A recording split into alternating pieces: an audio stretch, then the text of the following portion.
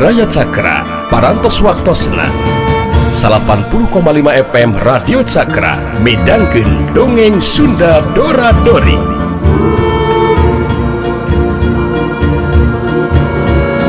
Simkuring sapara kanca ngahaturkeun wilujeng ngadangukeun.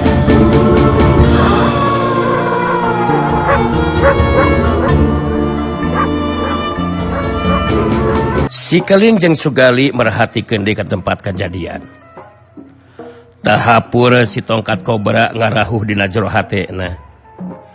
Senjata andalanana tongkat kobra beak dibuntungan ku pedang kayu cendana nu digunakeun ku Untari. Bajona soek rarawekan, saterusna rubuh ngabebengkang. Kanyataan anu meh henteu bisa dipercaya. Manehna bisa rubuh ku wanoja geulis saperti Untari. Bari jeung sumangirnahan ka nyeri harita tahapur walial hudang lalaunan. Untari pancuh dina tangtunganana, merhatikeun anu jadi lawan, bari terus nyarita ditujukeun ka tahapur. Kumaha tahapur? Masih kena rek diteruskeun ieu tarung? Bisi masih kene penasaran kukuring bakal diayonan. Ngan Andika ulah kaduhung lamun nepikeun ka henteu bisa ningali deui panon poe dina peisukan tahapur. Tahapur puguh era namahna taku. Sasat wiwirang di kolong catang tapi maehna ge sadar geus henteu untupan pikeun neruskeun eta tarung. Lamun keukeuh maksakeun diri neruskeun tarung, ancaman Untari bisa jadi kanyataan, nyawa manehna bakal ngalayang. Tahapur anu tadina nganggap enteng ka Untari, akhirna jadi ngaku kana kaunggulan Untari anu mibanda tahapan ajen pangarti anu lih punjul. Ahe, Andika he memang hebat teh Untari he. Kulahe rumasa eleh jajaten he ku Andika he. Aca cukup he tarungna Untari he. Kulahe henteu rek neruskeun ieu tarung he Untari he. Hade mun kitu mah tahapur. Eureunan geus henteu ngabobodo wae ka jalma. Bisi ngaranapan di wiwirang kawas ayeuna tahapur. Mending keneh ini teh nama. Tinggalkeun ieu patempatan tahapur. Ahe. Bener Untari he, kulahe rek terus mulang hewe. Tahapur dina kayaan lengkah anu semulungse jeung ngeluk tungkul. Harita terus ini tinggalkeun eta patempatan. Sugali ngareret ka si Keling bari nyarita. Ayeuna mah si Tahapur teh Tuh. Bedok. Ayo Keling ah. Hayu naon maneh teh gali nu balik sa ngomong teh. Hayu ka mana anjir? Ari Keling. Enya urang sampeurkeun eta Untari. Urang nanyakeun si Rawing teh sugan we atuh. Maneh nanyaeun di mana cicingna si Rawing. Sabab Untari jelas lain wanoja biasa Keling. Tapi jawara wanita Keling. Nya capekna aduh balik atuh anjir, maneh mah sok tara kebat ari ngomong teh gali. Hasok urang sampeurkeun ari kitu mah galinya. Si Keling jeung Sugali harita terus nyampeurkeun ka lebah Untari. Barang geus deukeut Untari kerung ningali aya si Keling jeung Sugali anu daratang nyampeurkeun ka manehna. Puguh duarana oge kawilang anyar pinanggih keur Untari mah. Samemeh Untari nyarita si Keling harita geus mihilaan ngomong. Maneh teh kudu kaget nya. Ieu aing si Keling bocah sakti ieu. Terus ieu mang aing si Gali ngaranna teh. Anu kumplit atuh Keling. Gali Surali si jago klecis gitu jentrekeun aing ngabewarakeun. Tah heueuh eta. Jadi aing datang nyampeurkeun ka dieu teh aya nurek ditanyakeun ieu teh ka maneh euy. Untari kerung puguh kageteun ku sikap jeung caritan sekeliling anu kasar seperti kitu. Naon? Rek nanya aku naon kitu? Cek Untari pondok bari ngabagikeun paneutupna ka sekeliling jeung Sugali. Keunah ku manggali anu nyarita keuring ah. Geus nyambung ye. Bieu anu geulis geus carita nanyakeun naon cenah. Bagian manggali ieu mah keuring.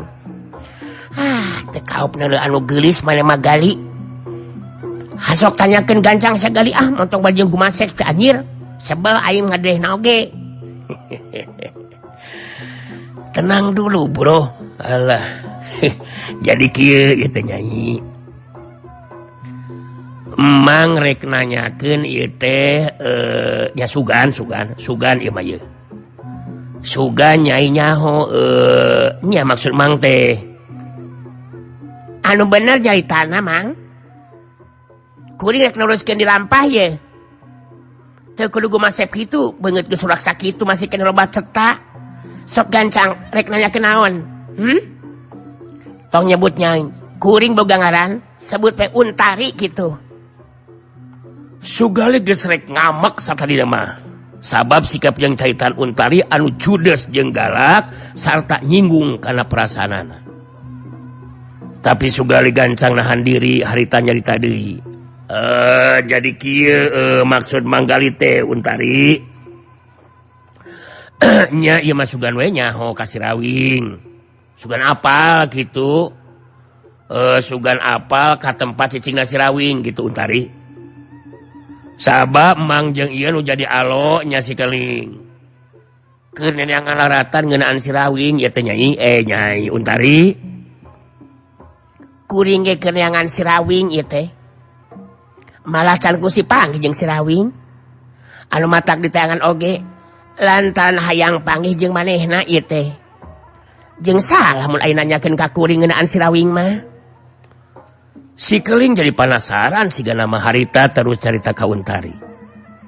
Nah arek naon kitu maneh Untari make jeung neangan terus hayang panggih sagala jeung Sirawing. Heuda pasina oge maneh teh boga maksud tujuan neangan Sirawing teh bener teh. Eta mah urusan kuring. Teu kudu hayang nyaho. Naon sababna? Nya cenah naon atuh kuring hayang nyaho oge. Teu kudu nyaho. Si Keling jadi penasaran siga nama harita terus cerita ka Untari. Nah rek naon kitu maneh Untari make jeung leangan rek hayang panggih sagarupa. Eta urusan kuring. Teu kudu hayang nyaho naon sababna kuring leangan sarta hayang panggih jeung Sirawing. Eta mah kuring Keling. Maneh mah geulis tapi judes jeung galak anjir teh. Sanajan bener urusan maneh eta neangan Sirawing teh nya jelaskeun we atuh ka aing Untari. Heueuh rek naon maneh teh neangan Sirawing kudu balik sia nya capek teh Untari. Untari puguh we jadi amalkeun ku sikap jeung caritan sekeliling anu kalaka maksa hayang nyaho maksud tujuan pangna neangan Sirawing. Bet kusan ngarti keneh mah teh Keling. Urusan neangan sarta hayang panggih jeung Sirawing eta urusan kuring. Jadi maneh henteu kudu make jeung hayang nyaho sagarupa Keling. Jeung teu kudu maksa sagarupa. Kuring rek nuruskeun di lampah ye. Ningali Untari bangun anu ngamak Sugali gancang nyarita deui. Is. Keula Untari. Ulah babarian ambek atuh. Si Keling alo Mang pangnanyakeun naon maksud tujuan pangnaneangan Sirawing teh sabab Mang jeung si Keling ge memang keur neangan Sirawing ieu teh. Jadi wajar cek Mang mah mun si Keling tanyakeun saperti kitu. Bet ku sarua maneh oge mah. Masih kene kurang jelas caritaan ti kuring. Beungeut kuring patut kawas kieu loba cerita jeung loba gaya dirinya. kuring eueuh waktu ieu pikeun ngalayanan kadinya duaan kuring patut si keling puguh we jadi amekeun ningali sikap jeung ngadenge caritan ti Untari anu saperti kitu. Ontong ka mantong si Untari maneh montong ngahina ka si gali Mang Aing anjir wali ngabacot nu kitu patut sia ka Mang Aing. Aing moal sieun ku maneh incuna si Sanggalangit anjir yeuh aing si keling bocah sakti wali ngahina kitu ka si gali maneh mah eta mah sarua we jeung ngajak ribut ka aing sakoplok. Kurang ajar maneh keling kakareke panggih geus wani kurang ajar kieu aing ge sarua amal make kudu sieun ku maneh sakaling mun kitu mah maneh nangtang tarung ka aing sakaling. Sugali gancang nyarita di kasih keling. Tenang heula keling. Aduh, kumaha kalak jadi terus pasya kieu ieu teh. Ulah waka amba ka tu Untari. Hampura ye da si keling teh alo kuring. Emang mah memang kieu sikep jeung caritanana tenang heula keling. Eueuh tenang-tenangan anjir jeung aing mah. Geuleuh aing mah ngadengeunna ge Untari sombong jelema teh anjir. Pirang ge boga begug sakitu geus disombongkeun anjir. Eueuh. Hasok mundur maneh gali mundur. Aing jadi hayang ngabuktikeun nepikeun ka mana babagugna ieu si Untari teh. Cabut sia tah pedang kayu maneh teh Untari. Hasok sabatkeun kana beheung aing anjir. Montong ceurik sia mun ku aing dibabuk nyungkruk. Ditajong nyolonton mundur sekali. Sugali geus teu bisa kumaha harita manehna kapaksa ngalengkah mundur ka tukang. Untari netepseukeun ka si keling terus nyarita. Geus teu kudu loba dicarita keling. Maneh geus ngahalangan kana lampah si Untari ieu. Lamun memang hayang tarung tayabayana. Urang buktikeun boga kamampuan kumaha maneh keling. Menges tong ngabacot wae si anjir aing ge hayang ngabuktikeun nepikeun ka mana ka begug maneh sia Untari koplok setan kurang ajar sia tadah sia keling hiya.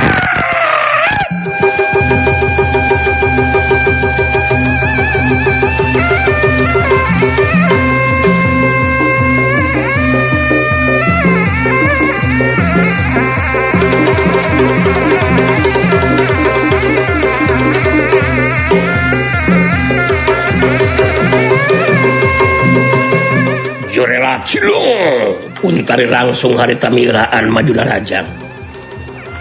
Si keling bisa ngerasakeun angin samberan panarajang lawan anu nebak kana badana.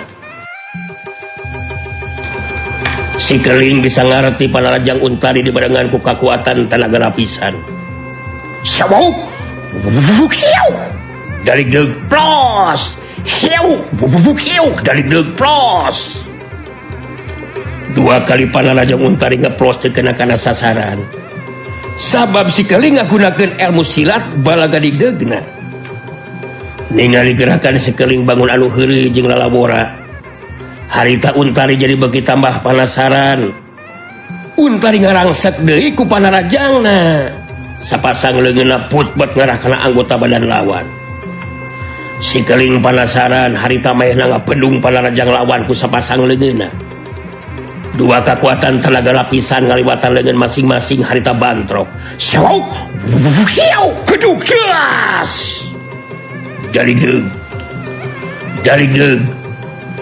Untari jeung si keling pada malunur ka tukang aya kana dua lengkahna.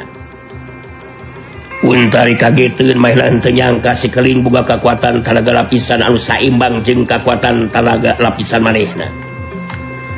Kitu teh sabab si keling kawilang budak keneh tapi geus boga kekuatan tenaga lapisan anu seperti kitu. Hebat oge maneh Untari. Kudu nama kokod maneh duanana karacunan bantok jeung kokod aing anjir. Aing jadi hayang ngabuktikeun keampuhan eta pedang kayu maneh sia Untari. Hasok cabut sia pedangna. Sabetkeun kana beheung aing anjir. lain ngahulang anjir hasok maju siapa belah Untari netep seket kasih keling bari ngagerentos di lajur hatena. iya sekaling palingan disebut bocah sakti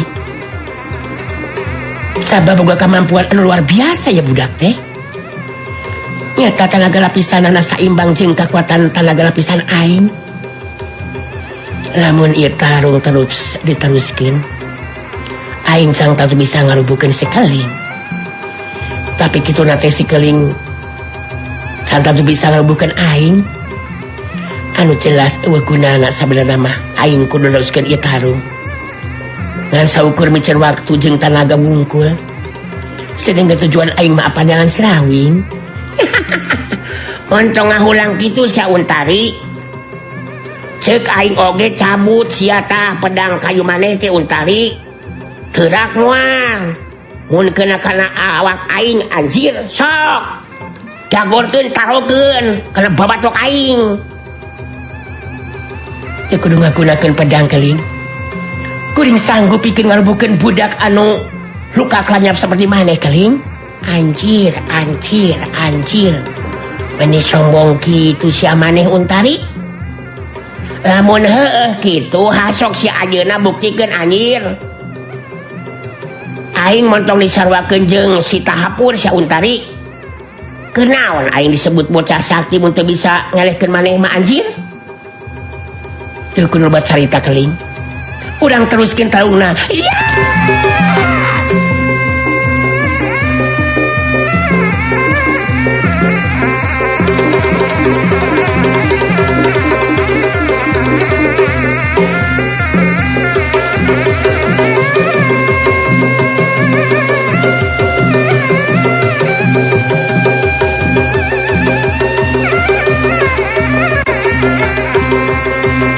Jorela cilung Untari maju di narajang sekeling arti sanajan Untari henteu ngagunakeun pedangna tapi tenaga lapisan Untari kawilang saimbang jeung kekuatan tenaga lapisan manehna kitu deui dina kacepatan gerakna ngajadikeun si keling kudu bisa neangan celah lolongkrang kosong pikeun ngasupkeun panarajangna dina kasempatan anu hade si keling bisa ngasupkeun tenggelanana kana iga burung Untari anu beulah kenca tapi ukur gese sababaraha detik Untari ge ngasupkeun tajongan suku katuhuna kana dadana si keling heuk dalig deuk pros dalig deuk cedak desak heuk cebrot des meh bareng Untari jeung si keling pada ngacari jeung bulur katukang maneh hebat oge anjir teh Untari lumayan oge ilmu silat maneh teh euy tapi teu karasa nanaon ka aing mah tajogan maneh kana dada teh Untari teu karasa nanaon anjir aslina aing mah ongko cenah maneh bisa ngarubukeun aing buktikeun si omongan maneh teh anjir cokor aing masih kana napa gila taneuh yeuh deukeun dereh Untari Untari memang geus boga karep henteu hayang neruskeun tarung jeung si keling sabab ngan ukur micen waktu jeung tanaga teu puguh ceuk pikirna sedengkeun tujuan utama mah nyaeta dengan Serawing harita Untari netep seukeut ka si keling bentus nyarita dina lain waktu ieu tarung urang teruskeun keling kuring rek neruskeun lampah pikir dengan Serawing heula keling Jorela cilung Untari ngacorela tinggalkeun eta patempatan si keling ngagero ka Untari anu geus teu katingali jirimna montong kabut ca Untari teruskeun tarungna Untari tapi si keling ge sigana teh bangun anu henteu purun pikeun nyusul anu jadi lawan sugali ngagajeng luncat terus nyampeurkeun ka si keling lapur ieu mah keling lapur naon maneh teh anjeun nu balik sakomong teh digebot ku aing naon maksud maneh teh gali nya lapur keling Untari si geli si cantik si Bahenol Lerkom kalau kayak ini kabur aduh padahal manggali teh masih kena hayang ngobrol jeung mahina teh keling eta sudah keling mah buat kalakah di tangtang tarung jadi we kieu ieu mah ieu tekuhan teu boro betah dengan oge aduh panon cureleuk awak sakitu sampulurna aduh imbit sakitu tempok biolana alah keling mah hayo bagajing adiak tarung naon nyalahkeun ka aing mah teh gali koplok apaan ka Bandungan ku maneh oge si Untari ngahina ka maneh aing teu ngeunang ngadenge bacota si Untari anjir nu maca ku aing ditangtang tarung tapi maneh kalak nyalahkeun ka aing koplok teh nganhonkeun ka aing anjir aing nyalahkeun ka keling tapi manghanyakalkeun manggali mah kitu nah naon cenah make manghanyakalkeun sagarupa sabab satari nama manggali hayangnya kana pamaksudan Untari pangna neneangan si Rawing eta nu jadi penasaran keur manggali mah keling maneh teh kudu hanya kajing penasaran anjir si Untari nage geus mantog sia mau nuliskeun tarungna kalaka tulus ngejatah mangkeluk teh ngan memang lumayan oge eta ilmu silatna teh gali euy si Untari teh euy bugu we lain lumayan deui eta mah keling eta we tadi waktu keling ngasupkeun tenggelan kana iga burung manehna ukur geses sababaraha deui tanya Untari ge bisa ngasupkeun tajuganana kana dada keling bener kitu anjir heueuh bener gali euy malah kakuatan tenaga lapisan jeung ilmu pangenting badanna oge saimbang sigana mah jeung aing gali bener gali euy pugu aing tadi teh poho gali euy poho naon ku aing teh guna mah ditanyakeun ka si Untari tuh kan manehna nyaon teh ka Ibu Wati pamajikanna si Rawing kitu maksud aing teh nah atuh tapi beungeus lah montong make terus mikiran si Untari sagarupa gali nuskeun di lampah we ayeuna mah anjir keheula lanan lah ieu mah keling kelanan naon deui anjir is dipikir-pikir ku manggali beuti nambah nya rasa kepanasaran teh keling penasaran naon ai maneh sok we pikir ku keling panggih jeung Iis nyaritakeun kayaan si Rawing anu geus pulih terus si Jari Sakti jeung si Banteng Welung reka daerah Sumbergok Panamping disambung deui ku Tepung jeung Untari anu tetela ke deneangan si Rawing ini menjadikan banyak pertanyaan anu urang teu nyaho jawabanana keling maneh mah ngarudat sorangan anjir kalaka terus jadi mikiran anu kitu patut maneh mah gali ku aing mah teu dipikiran anu kitu patut mah anjir anu penting keur urang mah kudu bisa buru-buru panggil jeung si Rawing karunya kasih Buwati pasina oge ngarap-ngarap aing datang jeung si Rawing kuna mah maneh ge sarua jeung pamikiran aing anjir nyari pamikiran keling geus kitu mah manggali garek nurutan we emang bener oge teu pamikiran keling teh sabab urang dina neneangan laratan si Rawing ge can tatu bisa tereh-tereh panggih jeung si Rawing teh keling nah naon sababna make ngomong atau ngabacot kitu anjir make jeung moal tereh-tereh panggih sagarupa naon sia nya da kangaranna neangan jelema hirup mah teu da beda deui disusul ka kidul bating ini ka kaler disusul ka kaler bating belanjang ka kidul sok bayangkeun komo bari jeung canyaho di mana tempat cicingna nya ditanya ku Nyiis ge apaan kitu jawaban si Rawing mah kumaha angin we cenah angin kawetan milu kawetan angin ka kidul milu ka kidul eta artina sarua jeung si Rawing sarua jeung naon eta teh sarua si Rawing teh henteu matuh cicing di hiji tempat kitu keling nu matak aing ge pusing ku si Rawing mah gali bener da aing ge lamun teu karuna kasih Buwati mah kana naon aing make neneangan si Rawing sagarupa anjir meungeus we neruskeun latihan di tempatna si guru hancek aing ge aing karunya kasih Buwati gali kumaha lamun si Buwati geus ngalamun terus sampai ka ngucurkeun Cai Panon anjir aing ge jadi milu sedih kali henteu tega aing leuna oge anjir. Bener aslina aing magali. Nu matak aing janji ka si Buati, ku aing bakal diteangan si Rawing nepikeun ka panggihna kitu. Terus ku aing rek diajakan balik ka dusun Panembong, sina ngariung deui jeung anak pamajikan. Ngatin teu maneh gali? Hah? Maneh ngatin teu sih? Kalau kang ngaulang gitu anjir teh. Mikiran naon sih maneh teh segaru hare-hare ngabandungan omongan aing teh anjir. ngerti keling. Terus manggali ngahulang teh nya keur mikiran lalampahan urang gitu keling.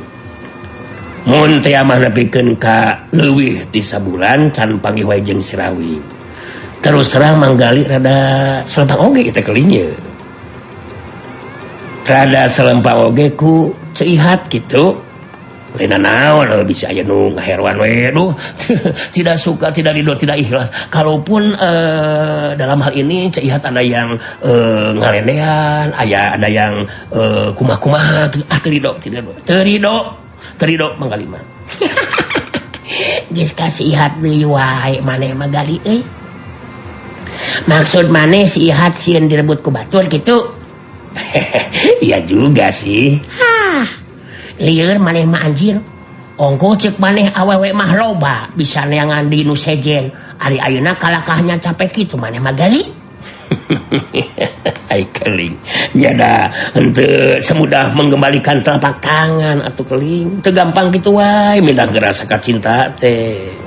Memang bener awewe mah loba keling, tapi cantang tuh aya anu kawas ceihat. Anu geus karasa ku manggali perhatian jeung kanyaahna. Tapi lamun gagantina ceihat teh untari we lah.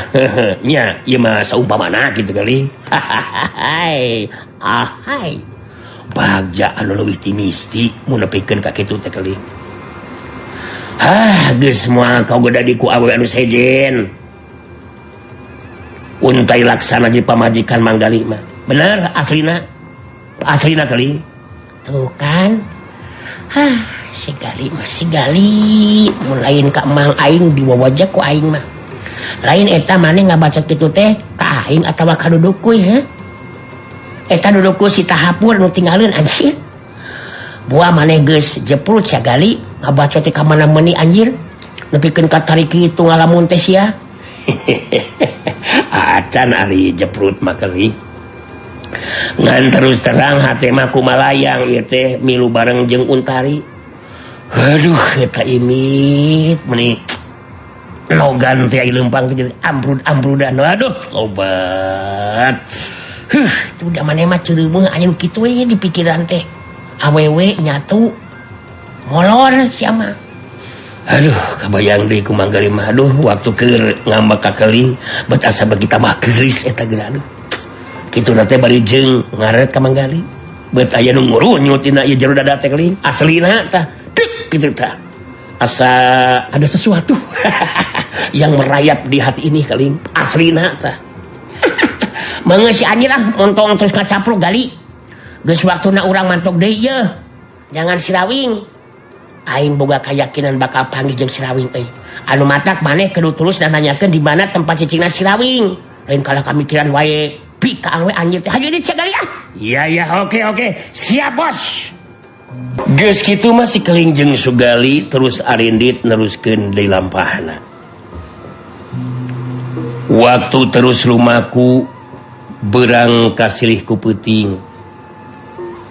Harita si Jari Sakti jeung si Banteng Wulung anu keur lumampah. Lantaran kaputingan di jalan seperti biasa si Jari Sakti ngajakan si Banteng Wulung nepungan ka pupuh eta lembur. Pupuh eta teh kawilang lalaki tengah tubuh anu neulah pamarta ari pamajikanana neulah Bu Oma. Imah nu dicicingan hadena teh lain imah panggung. Atuh si Banteng Wulung ge bisa asup ka jero imah. Sanggeusna silih-wanohkeun diri harita pribumi beuki daria dina sikepna sabab anu datang teh tetela si Jari Sakti pupuhu dusun Panembong. Saterusna si Jari Sakti negerakeun pamaksudanana tubali jeung kapentingan di jalan rek ngadon milu mondok. jantan kitu pangabdi duaan ayeuna pangan ka dieu teh. Itu ge upami salira duaan teu ngaros kaabotan. Atuh abdi ge punten we ye magitos kumawantun ngaganggu kana katerangan pribumi dina waktos ayeuna ieu teh. Henteu ngaganggu atuh Den Agus. Nuhun we ari bapa mah. Jasa tepang sareng Den Agus si Jari Sakti pupuh dusun Panembong mantuna Ki Sancang. Sumuhun dari sareng Ki Sancang bapak tetos padawan loh Den. Balihan makan tos 2 kali Ki Sancang mah ngiring kulem di dieu teh. Ibu oge ngiring bingah ieu teh ditepangkeun sareng Den Agus si Jari Sakti. Kitu deui Den Anteng, kalalesan kamar pun anak kosong. Muka kumaha tuh eta pun anak teh ayeuna nasibna. Menibet ku aya-aya wae cocobi anu tumiba teh geuningan. Si Jari Sakti kerung ngabagikeun paneuteup ka pribumi, kajurung kurasa panasaran si Jari Sakti terus kedah dirisan. Nah, cocobi kumaha kitu maksud ibu teh? Sumoho nyeta ku aya-aya wae Aden. 2 dinten anu kalangkung mohon wangi mangkukeun. Pun anak teh dicanak sacara paksa duikeun ka dilumpuhkeun teras dibopong Aden. Luka dicanak ka mana? Sok jelaskeun atuh bapana. Janten kieu Den Agus. Wangi mangkukna teh aya nu ka dieu eta jalma teh nganggo tergos bodas. Dina nyariosna oge teu kahartos. Bapak ge anu merhatikeun teh isarah 2 leungeunna we anu papata. Janten eta si tergos bodas teh keukeuh maksa pun anak kedah ngiring ka anjeunna. Atuh bapak teh henteu mihikeun. Sumuhun da punten kitu tah. Naon teh sanes ngomongkeun diri bapak ge. Sakadi-kadikeun mah tiasa kana jurus.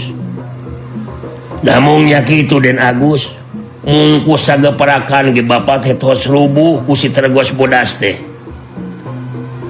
Atuh pun anak Nyi Upih dilumpuhkeun telah dicanak ku si tergos bodas teh. Bari henteu terang bapak teh dugikeun ka ayeuna oge di mana eta padumukana si tergos bodas teh. Kitu kajantanna teh Den Agus. Wah. Kunione si tergos bodas teh nya Kang Jangri. Jadi janghat ngitu ngeuningan. Ngecuk Suruswati di Bangwa. Lulus ngayeuna Nyi Upih nganakna pamartaan ngoge surua deh di Bangwa.